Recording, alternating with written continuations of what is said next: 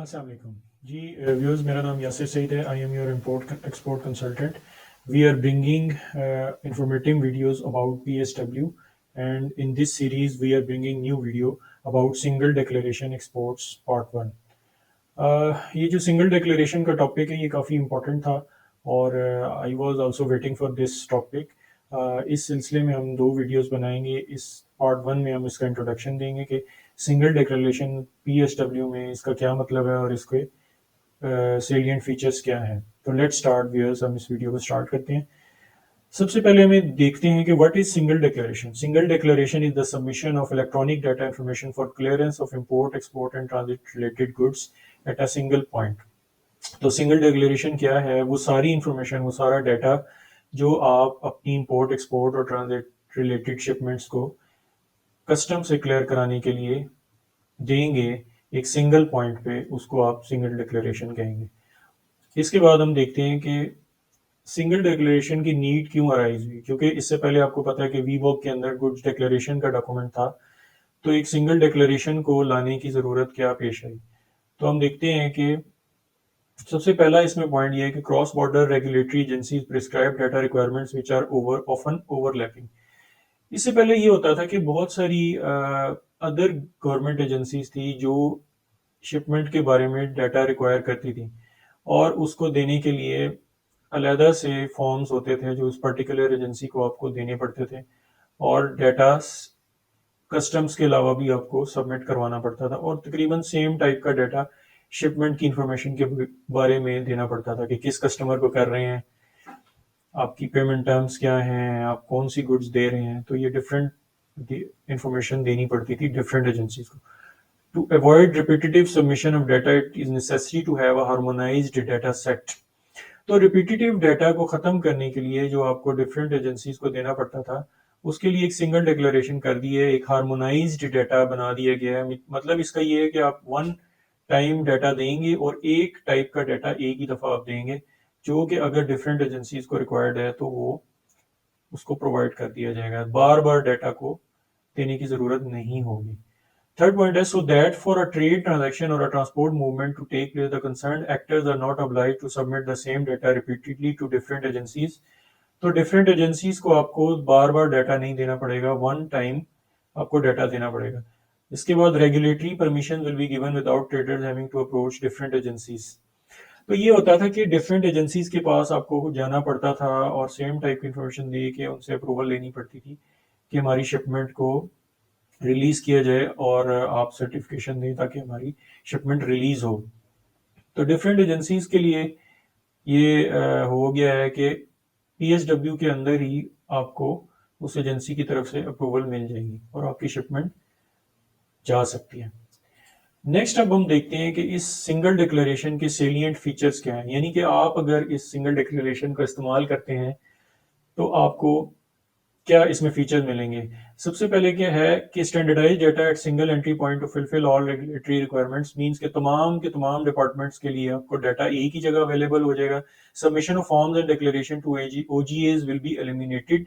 OGA का मतलब है अदर गवर्नमेंट एजेंसीज. जो अदर गवर्नमेंट एजेंसीज कस्टम्स के अलावा डाटा रिक्वायर करती हैं वो इसी सिस्टम से उनको मिल जाएगा. Data dictionary as per world customs organisation, eliminating redundant data.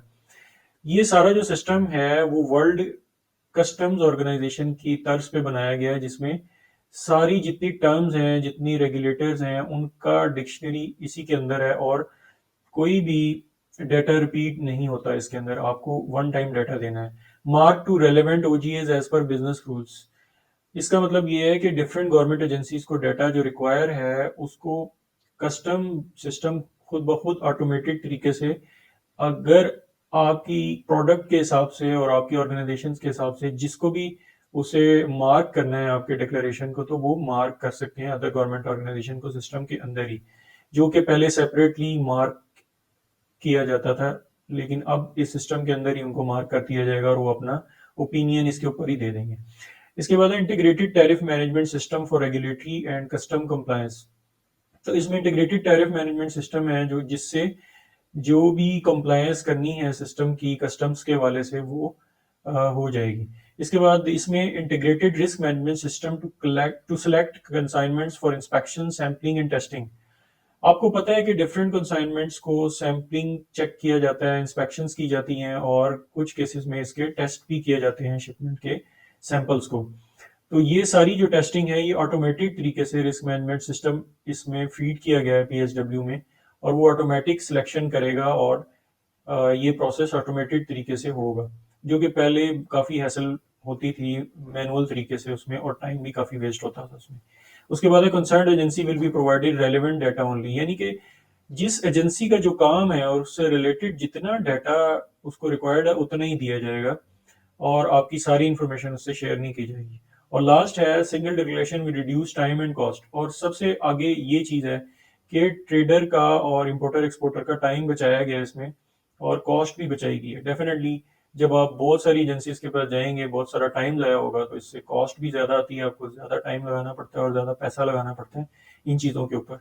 तो ये देखा आपने कि कितने फायदे इससे हो जाएंगे सिंगल डिक्लेरेशन की वजह से। इसके बाद हम ये देखते हैं कि सिंगल डिक्लेरेशन डिक्लेरेशन एक्सपोर्ट्स के लिए फाइल करने के लिए आपको क्या बेसिक रिक्वायरमेंट्स की ज़रूरत है। नंबर वन ये है कि आपको पीएसडब्ल्यू पे सब्सक्राइब होना चाहिए। तो हमने इस सिलसिले में एक वीडियोस बनाई हुई है, इस वीडियो बनाई हुई है सब्सक्राइब करने के लिए, तो मैं डिस्क्रिप्शन के नीचे इसका लिंक दे दूंगा, आप वो देख सकते हैं। और इसके बाद रजिस्टर्ड विद पाकिस्तान कस्टम्स, और आपको पाकिस्तान कस्टम्स के अंदर भी रजिस्टर होना पड़ेगा। और थर्ड है user must have a bank account, और आपको बैंक अकाउंट की भी जरूरत है इसमें, आपका बैंक अकाउंट ओपन होना चाहिए किसी भी बैंक में।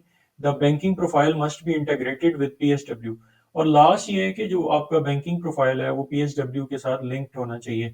इस सिलसिले में भी हमने एक वीडियो बनाई हुई है, और मैं इसका लिंक इसके नीचे वीडियो के दे दूंगा, आप उसको भी देख सकते हैं। और last but not the least हमें सिस्टम की रिक्वायरमेंट्स क्या हैं वो ये सारी दी गई हैं। तो ये आप देख सकते हैं, विंडोज़ की रिक्वायरमेंट है और ब्राउज़र की रिक्वायरमेंट्स हैं, ये आपको कंप्लीट करनी होंगी। तो व्यूअर्स, आई होप दैट कि ये वीडियो आपके लिए इन्फॉर्मेटिव हुई होगी। अगर आपके लिए ये इन्फॉर्मेटिव हुई है तो इसको लाइक करें और सब्सक्राइब करें हमारे चैनल को, और इस वीडियो को शेयर भी करें ताकि दूसरे लोग भी इससे फ़ायदा उठा सकें।